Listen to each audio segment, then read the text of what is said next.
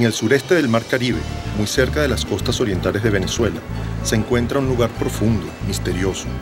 Una zona que ha permanecido inalterada por cientos de miles de años. Un lugar que ha dado origen a historias y leyendas fantásticas. Se trata de la Fosa de Cariaco. Esta fosa se encuentra entre Cumaná, la isla de Margarita y el Cabo Codera. Una depresión submarina de 200 kilómetros de largo por 70 de ancho y de más de 1.400 metros de profundidad.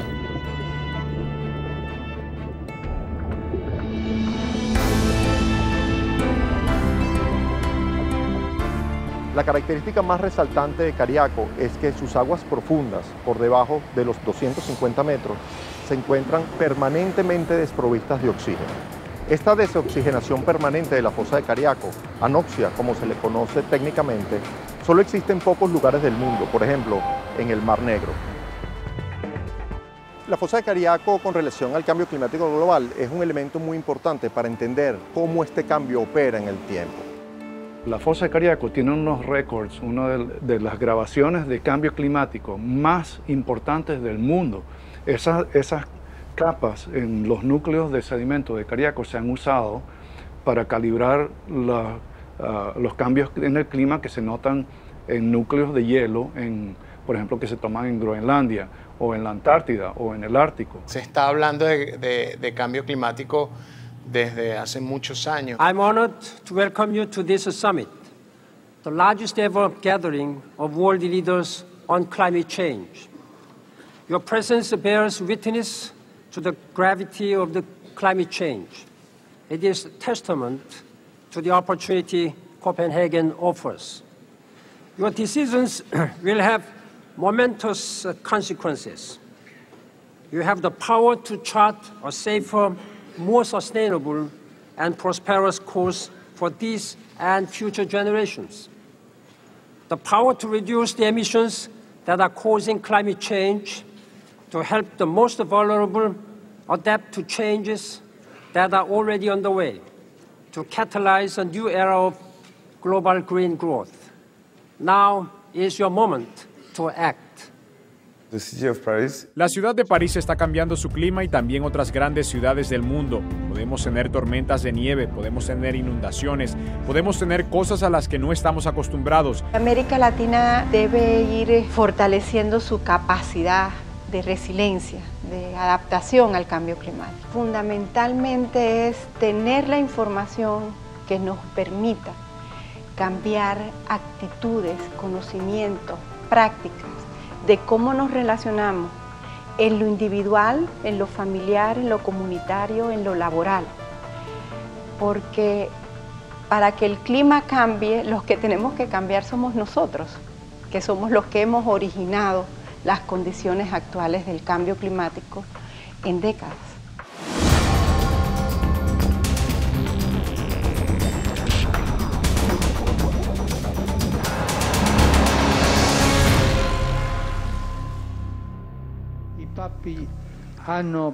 Los papas han hablado de la ecología humana, estrechamente vinculado a la ecología ambiental. Nosotros estamos viviendo una época de crisis. Cuando hablamos del medio ambiente, de la creación, el pensamiento se dirige a las primeras páginas de la Biblia. ¿Realmente estamos cultivando y guardando lo creado? ¿O lo estamos explotando y despreciando? Que la Iglesia haga un pronunciamiento reconociendo el problema del cambio climático y la atención que este problema se merece, efectivamente es positiva, no solo desde la Iglesia, sino desde cualquier organismo con fuerza política o con fuerza económica que tenga incidencia en el comportamiento y en la visión de grandes masas humanas sobre el problema relativo al cambio climático. Porque el cambio climático es un problema de y del desarrollo. Lo hemos creado nosotros.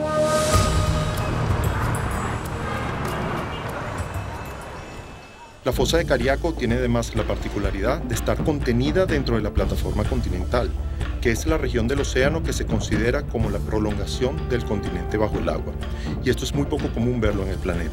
Durante millones de años, la fosa de Cariaco sufrió muchos cambios. Hoy en día se sabe incluso que en algún momento esta estuvo sobre el nivel del mar, formando un gran lago salado.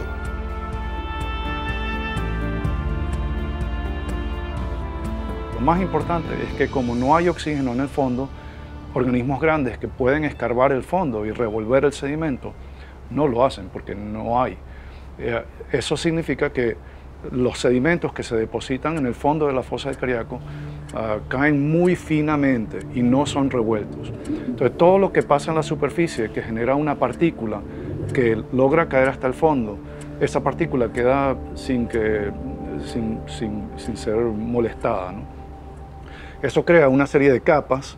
Si el viento de arriba es más fuerte o menos fuerte, o si hay más lluvia o menos lluvia, o más descarga de ríos o menos, o más productividad marina o menos, se forman diferentes capas en el fondo del mar.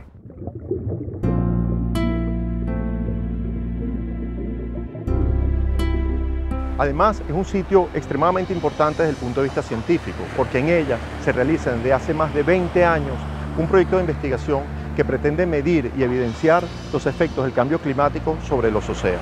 En las aguas superficiales de Cariaco ocurren fenómenos oceanográficos muy particulares, y es esta dinámica la que determina, por ejemplo, el comportamiento de las poblaciones animales que en ella habitan.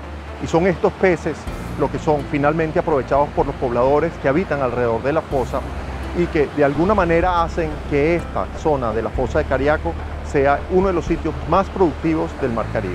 La fosa de Cariaco, creo que sí, o sea, me suena. No tengo conocimiento. Claro, ese es de nosotros. No. A la mayoría de las personas no saben o no conocen mucho para qué es esto, qué se hace aquí y qué utilidad tiene, y a efectos por lo menos del calentamiento global y del cambio climático es una data muy importante en donde hay pruebas fidedignas de las cosas que están ocurriendo, y todo el mundo debería involucrarse en esto, no solamente la población científica, sino es algo que nos compete a todos. El objetivo primordial de los estudios que se han estado realizando en la fosa de Cariaco en los últimos 20 años es estudiar cuáles son las condiciones del mar, cómo estas condiciones cambian en función de cómo cambia el clima y cómo estas condiciones generan cambios en los organismos y en las partículas que hay en el agua. Al ser anóxica, todas las partículas que sedimentan en la fosa, al depositarse en el fondo, no son alteradas y mantienen sus condiciones, las condiciones que tuvieron al ser desarrolladas en la superficie, o sea que se mantienen en el tiempo. Entonces se van depositando y a través de los siglos se va haciendo como un registro de las condiciones climáticas en la superficie del agua cuando estas partículas estaban en la superficie. La fosa como tal se descubre para el ambiente científico en el año de 1954, cuando un barco oceanográfico, tomando muestras en el Caribe, observan que las aguas profundas no tienen oxígeno. Se continuaron haciendo trabajos, muchos más investigadores se incorporaron, y un componente bien importante es que paralela a los trabajos de hidrografía, de oceanografía, también empezaron a trabajar los geólogos. La fosa de Cariaco se encuentra controlada al norte por el sistema de fallas de San Sebastián y al sur está limitada por la falla del Pilar. Estas dos fallas están en lo que se conoce como un relevo, es decir, una falla queda en solape, o sea, superpuesta con la otra, y por el movimiento relativo entre las dos fallas se produce esta depresión, tomando núcleos de unos pocos centenares de metros de largo. Se puede tener un registro climático, sedimentológico de todos los océanos y en particular del Caribe. Ya está demostrado de que este registro sedimentario está en perfecta sintonía con los procesos climáticos mayores del globo terráqueo, como se hace al correlacionar los núcleos de sedimentos de Cariaco con los núcleos de hielo tomados de Groenlandia. La idea del proyecto Cariaco nace a finales de los años 80 y se concreta en el año 1995. Comenzó cuando el doctor Frank Mueller-Karger de la Universidad del Sur de Florida trajo la idea a la Fundación La Salle de hacer una serie de tiempo, una visita mensual a la fosa de Cariaco de forma continua. La importancia de series temporales es que es la única forma en que nosotros podemos entender cómo está cambiando el planeta. Si nosotros no tenemos una forma de poner una línea de base, nosotros no vamos a poder entender si hoy comparado con 10 años o hoy comparado con 10 años atrás es diferente.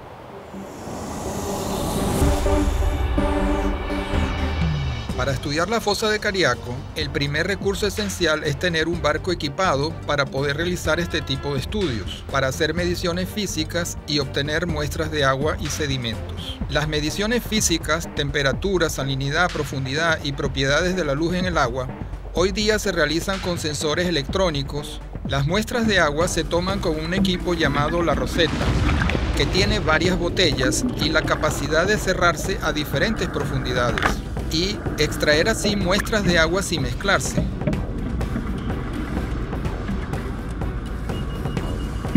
Otra herramienta fundamental es la trampa de sedimentos. Son como grandes embudos que interceptan las partículas que van descendiendo hacia el fondo de la fosa. Otro muestreo básico en Cariaco es la pesca de zooplancton, que se hace con unas redes de malla muy pequeña, menores a 1 milímetro. Otra parte fundamental son los sensores remotos, los satélites. Esto permite observar cuáles son las condiciones superficiales del agua en un área muy extensa. Un componente de investigación muy importante es la parte meteorológica. Para ello se utiliza la información de las estaciones ya establecidas en ciertas localidades cercanas. Our top float will be once it's underwater at about 120 meters. The first trap will end up at about 150 meters. Our second trap will be at 220 meters, 400 meters, and then 1,200 meters for the bottom trap. We're going to start with what we call a top first deployment. We're going to put the float over first, the orange buoy, and that will drift off to the stern of the ship. Followed by the first trap will be lowered into the water. And the bottom of that first trap was connected to the winch, which has all of our cable on it. We will then pay out some wire, put another trap in, pay out more wire, and put another trap in. Las imágenes de satélite que se utilizan son fundamentalmente las imágenes de clorofila y de temperatura. El hecho de que ocurra una surgencia en Cariaco, donde las aguas profundas salen a la superficie, tiene la característica que esas aguas que suben a la superficie son frías. Y si yo pongo una cámara que puede medir temperatura, yo puedo detectar la temperatura de la superficie, puedo detectar entonces cuando es la surgencia, cuando comparo con el océano circundante que está relativamente más caliente. Entonces, por ejemplo, una imagen de temperatura superficial del mar muestra en estas zonas azules oscuras temperaturas mucho más frías que las zonas de azul claro, que son zonas más calientes relativamente, ¿no? Entonces, en Venezuela se ve que hay diferentes zonas de surgencia donde el agua fría emana a la superficie y genera estos sistemas de aguas más frías que el océano circundante en el oriente del país, en la zona de Cabo Codera, en la zona de Puerto Cumarebo. Tenemos otra surgencia en el Golfo de Venezuela y otra surgencia importante en lo que sería la Guajira colombiana. Si no entendemos entonces esa variabilidad a corto plazo, no vamos a entender la variabilidad a largo plazo. Y esa es la justificación de la serie de tiempo de Cariaco. Pero no solo en temperatura, sino en temperatura, en la biodiversidad del fitoplancton, en la biodiversidad y la productividad del zooplancton. ¿Cómo afecta eso la pesca en la región? Muchas variables, tanto biológicas como físicas como químicas. Por ejemplo, el pH, para poder ver el efecto de acidificación, nos tomó 20 años lograr ver la señal de acidificación. Entonces, a futuro pensamos que podremos establecer un vínculo entre los cambios que se están observando aquí y los modos climáticos a nivel global, como puede ser la vinculación que hay entre los cambios y lo que ocurre con el Niño, o los cambios y lo que ocurre con la oscilación del Atlántico Norte que son modos climáticos a nivel global. Los estudios de la fosa, como tienen tanto tiempo, han podido mostrar que sí ha habido un cambio y que sí han habido cambios en algunas condiciones físico-químicas a largo plazo y también biológicas. En el año 2005 hubo un bajón en la producción primaria, descendió mucho la cantidad de alimento para los peces y esto se reflejó a través de la cadena trófica, cómo fue disminuyendo la pesca en ese año, incluyendo la pesca de sardina. Cuando nuestros abuelos decían que había millones de pescados en la isla, pero ahorita no se consigue nada. La pesca sardinera ha simplemente desaparecido. Esos pescadores han tenido que modificar costumbres, hábitos y áreas de pesca y se han tenido que reconvertir, por ejemplo, al palangre de fondo en áreas muy diferentes y con artes muy diferentes a los que solían utilizar para la sardina. El pescado se puede decir que llegaba donde estábamos nosotros sentados, ¿no? Ahorita no. Bueno, aquí la pesca se desarrollaba, era chinchorro de arrastre artesanal. Se pescaba todo tipo de pescado, el pez espada o palagar, todo eso. Eso tiene años que se perdió de aquí. Aquí en el frente antes se conseguían praderas de taláceas, la cual han mermado por completo. Antes salíamos aquí mismo, conseguíamos que si el parguito, el corocorito, inclusive las especies filtradoras como pepitona, guacuco. Es una pradera que desapareció, ha tenido mucho que ver en lo que es el cambio climático. Decimos que la sardina está mermando considerablemente porque se extrajo tanto que no se previeron los controles. Asimismo puede pasar en cualquier momento con cualquiera de las demás especies. ¿Qué pasa? Por medio de esos cambios meteorológicos, condiciones climáticas, la fosa de Cariaco es como quien dice un corazón que controla lo que es la pesquería en todo el oriente, en toda la región nororiental. Esa es una zona anóxica, pero que cuando vienen las corrientes del norte, lo que llaman el upwelling o la temporada de surgencia que se inicia desde finales de diciembre, enero, febrero y marzo, es una corriente de agua fría que en lo que revienta en estas zonas calurosas produce lo que llaman el afloramiento, la productividad primaria. La surgencia es cuando las aguas que están en el fondo suben a la superficie por un efecto del viento. Si el viento sopla paralelo a la costa, retira el agua superficial fuera de la costa y entonces las aguas profundas ascienden frente a la costa, trayendo nutrientes y haciendo que esas zonas de surgencia sean de mucha alta productividad. La surgencia de Cariaco está entre los puntos más productivos, no solamente de Venezuela o del Caribe, sino del planeta. Este sistema de surgencia ha sufrido en los últimos años una especie de anomalía, probablemente asociada a los fenómenos de cambio climático global. Esta anomalía hace que esas aguas frías que enriquecen el sistema en los últimos años hayan tenido menor presencia. Los vientos que motorizan el ascenso de las aguas han soplado con menor intensidad.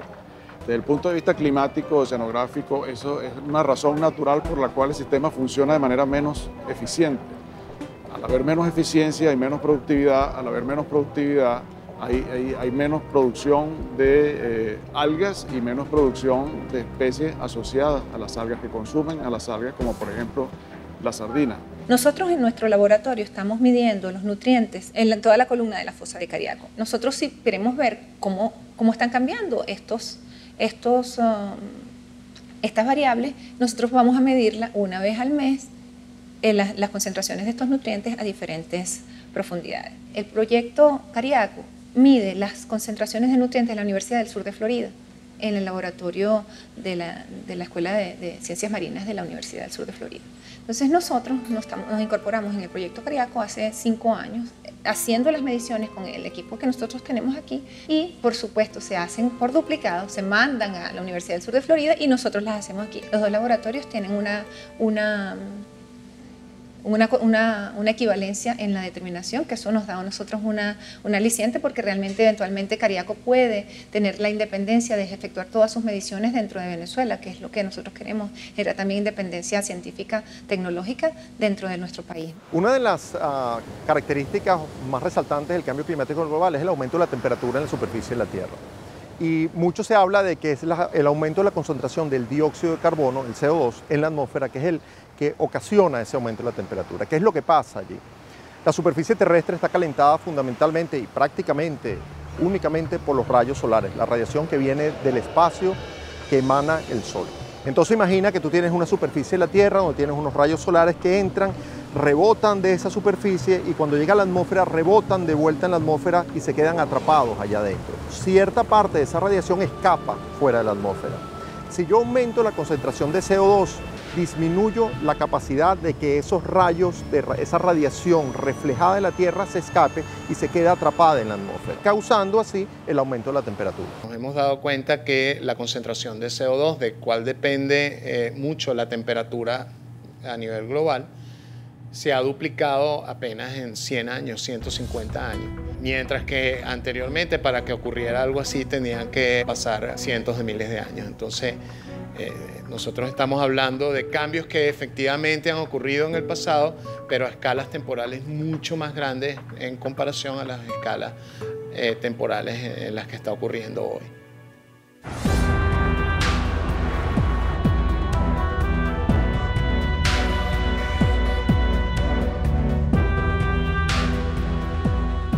Climate change is the defining challenge of our time.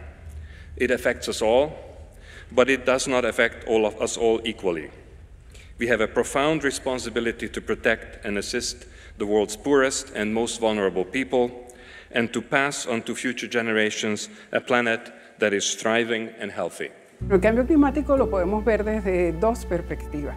Una, la perspectiva internacional, ¿verdad? Porque es un tema de interés de tal magnitud que ha acordado una convención que es específica para el tema, que es la Convención Marco de las Naciones Unidas para Cambio Climático, y el Protocolo de Kioto, que ya es la parte más operativa de cómo llevar a cabo ese control de cambio climático. El Protocolo de Kioto sentó las bases, diríamos yo, y la alerta, cuando aún no se tenía tanto conocimiento y tanta evidencia como se tiene hoy día del cambio climático y de cuánto la intervención de la transformación de la naturaleza, de la sociedad, ha incidido.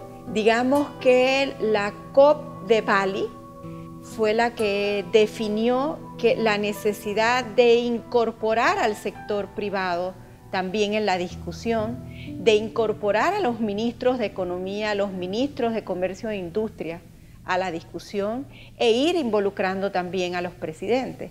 Estos efectos del cambio climático, de la disminución en los vientos, en la intensidad de los vientos alisios, disminución en la surgencia, se han reflejado también en el color del mar, donde en años atrás, en el 98, 99, se encontraban con mayor frecuencia mares de color verde oliva, verde y por mucho más tiempo, 5 meses con mares de color verde, mientras que en los años más recientes el agua ha tendido a estar más de color azul, indicando que hay una menor productividad del ecosistema.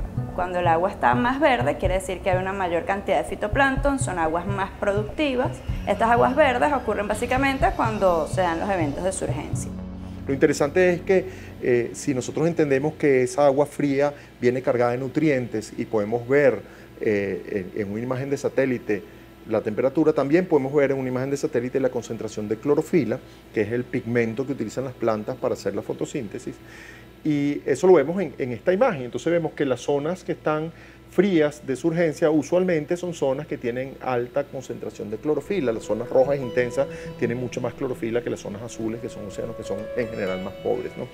Y nosotros podemos tener estas imágenes con una frecuencia diaria y tener una serie temporal diaria de cómo varían las condiciones de la superficie del océano alrededor de la fosa de Cariaco, utilizando estos elementos y tecnologías a bordo de satélites que orbitan la Tierra.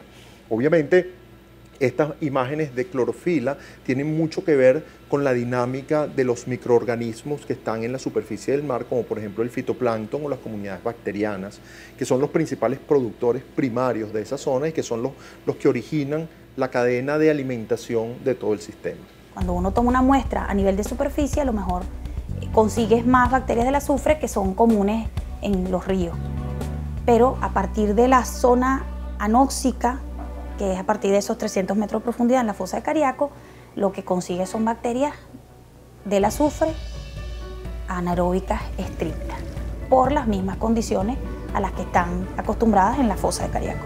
Una de las bacterias insignes que tiene que ver con la transmisión de una bacteria que es causante de una enfermedad importante, que es epidémica, que es el vibrio cólera. Es precisamente una de las que se ha utilizado a nivel mundial como indicadora también de los cambios ambientales globales.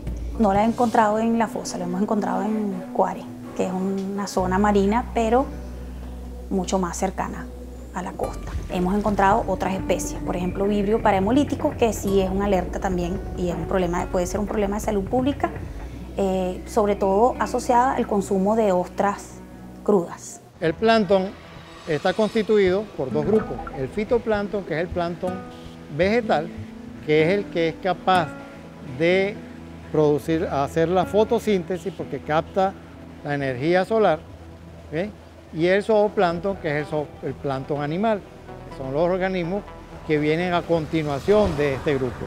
La base es el fito y le sigue el zoo, que tiene varias escalas en talla y en comportamiento. Total es que todo forma parte de una trama trófica que al final sirve para sustentar las comunidades de peces, moluscos y otros organismos en el océano de mayor tamaño. El fitoplancton es más o menos así. En el agua, si el agua está agitada, hay bastante luz y hay nutrientes, van a predominar unos organismos que se conocen como diatomeas. Estas plantas crecen muy rápido, pero además producen unas sustancias que son unos aceites que son alimentos de primera calidad para el resto de los animales.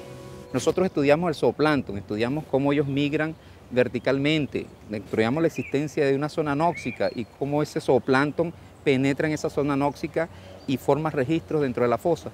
Pero tenemos que darnos cuenta o tratar de revelar de qué manera esos datos te dan una herramienta para tú predecir de cómo se va a comportar paulatinamente en el futuro nuestro ambiente marino.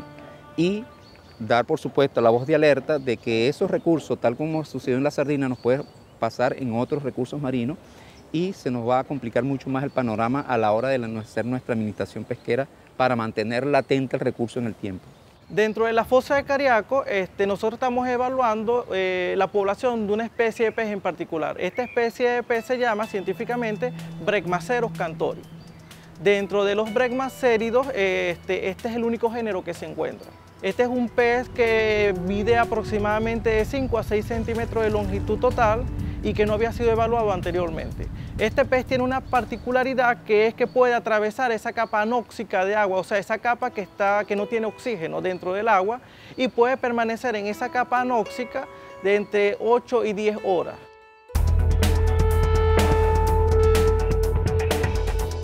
Definitivamente el clima tiene un impacto directo no solo en la distribución de los ecosistemas del planeta, sino en la fauna y la flora que constituye estos ecosistemas. La industrialización surge como respuesta para elevar la calidad de vida de las personas, pero si el precio para eso es deteriorar el medio ambiente, eso a su vez va a incidir negativamente sobre la calidad de vida de las personas.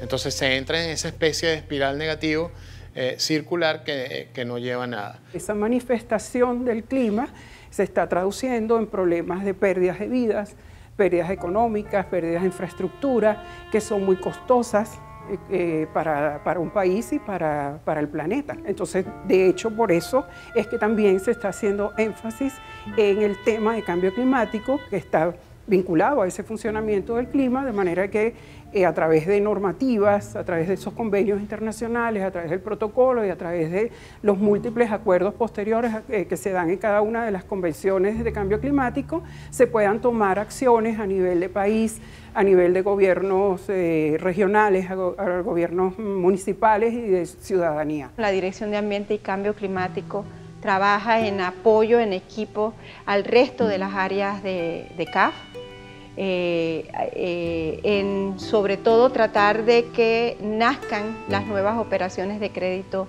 verde, que cumplan con los criterios ambientales, sociales, de riesgo climático, de reducción de huella de carbono. Vamos a certificar pronto el primer edificio verde de CAF, que es el edificio de Bolivia, y el nuevo edificio que se está construyendo en Uruguay ya se hizo con especificaciones de construcción verde, se certificará también.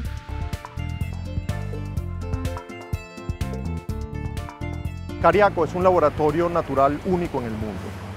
Los estudios que allí se han realizado han dado respuestas científicas de orden mundial, como por ejemplo respuestas sobre el ciclo del carbono en el océano, las relaciones que existen entre el océano y la atmósfera, la dinámica de los organismos que allí habitan, la química del agua, la química de los sedimentos. Incluso Cariaco ha sido una bola de cristal, pero no para ver el futuro, sino para ver el pasado, saber cómo era el clima que prevalecía en la Tierra hace cientos de miles de años atrás. El conocimiento es el que hace que un país encuentre el camino del desarrollo y yo creo que eso es importante para el nuestro. Hay muchos lugares donde se puede estudiar el cambio climático en tierra a través de la vegetación o de la meteorología, pero hay muy pocos sitios donde se pueda tener una relación de estudio del clima, relación estudio del mar. Por lo tanto, Cariaco es un sitio donde se puede medir ese cambio y el efecto que tiene en las condiciones del mar. La constancia de ir mes a mes a la fosa de Cariaco durante estos últimos años es la clave del éxito de este proyecto. Sin embargo, Cariaco es más que eso. Cariaco ha sido y es una plataforma de formación de profesionales. Decenas de científicos, de técnicos, de estudiantes de todos los niveles, desde bachillerato hasta estudiantes de doctorado, de universidades nacionales y universidades extranjeras, han pasado por Cariaco y han realizado sus trabajos de investigación en Cariaco. Ellos incluso han utilizado esta experiencia para catapultarse en el campo profesional al que se enfrentan una vez terminados sus estudios. Cariaco es oceanografía, o sea, no hay aquí en Venezuela, para mí no hay ninguna otro lugar donde yo pueda decir que se hace oceanografía así como la que yo soñé, que no sea Cariaco. Cariaco es algo que Venezuela tiene, que es un tesoro para la comunidad internacional. Cariaco es un sensor, es un termómetro que nos permite medir los cambios. Si nosotros pensamos del cambio climático global como un proceso paulatino que va modificando las características de la superficie de la Tierra y en especial del océano, ¿qué mejor manera de detectar ese cambio que una serie de medidas y de registros paulatinos, regulares, paso a paso, mes a mes, que nos indican cómo son esas fluctuaciones? Cariaco nos ha permitido tener un conjunto de variables simultáneamente y poder decir lo que está pasando e incluso poder predecir lo que puede ocurrir. Cariaco provee de estas medidas y son estas medidas las que nos ayudan a nosotros a tomar mejores decisiones sobre cómo hacer uso de los recursos naturales, de los recursos pesqueros, cómo usar nuestras playas o cómo hacer inversiones turísticas en las zonas costeras.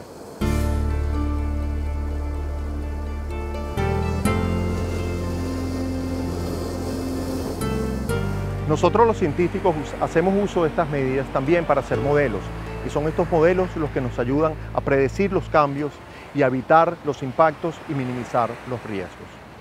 No necesariamente son cambios bruscos, es diariamente cómo podemos ir aunando esfuerzos en mejorar el estado de las cosas. Y allí es trabajo de hormiguita entre todos. Mientras más sumemos, mejor. Este tipo de programas y documentales son muy buenos para que la gente sepa lo que se está haciendo en Venezuela y participen. Y la idea es que a futuro esto continúe y siempre para mejor, que siempre estemos tratando de mejorar nuestros esfuerzos e involucrar gente nueva. Los medios de comunicación adquieren una responsabilidad o una corresponsabilidad a la hora de difundir este fenómeno meteorológico con impacto socioambiental. El trabajo de las diferentes agencias de comunicación y empresas de comunicación es sumamente importante para transformar la cultura y que realmente podamos adaptarnos y podamos migrar a economías bajas en carbono. Uno de los grandes fenómenos del tiempo que nos toca vivir es sin duda el cambio climático. Para entender, comprender y sobre todo poder transformar un fenómeno de nuestro tiempo, como lo es el cambio climático, todos tenemos que participar de manera activa. En especial los medios de comunicación. Nuestra labor es fundamental porque ayudamos a comprender el día a día de un fenómeno que va a incidir y que está incidiendo en nuestro acontecer diario, pero sobre todo en el desarrollo sustentable de la humanidad.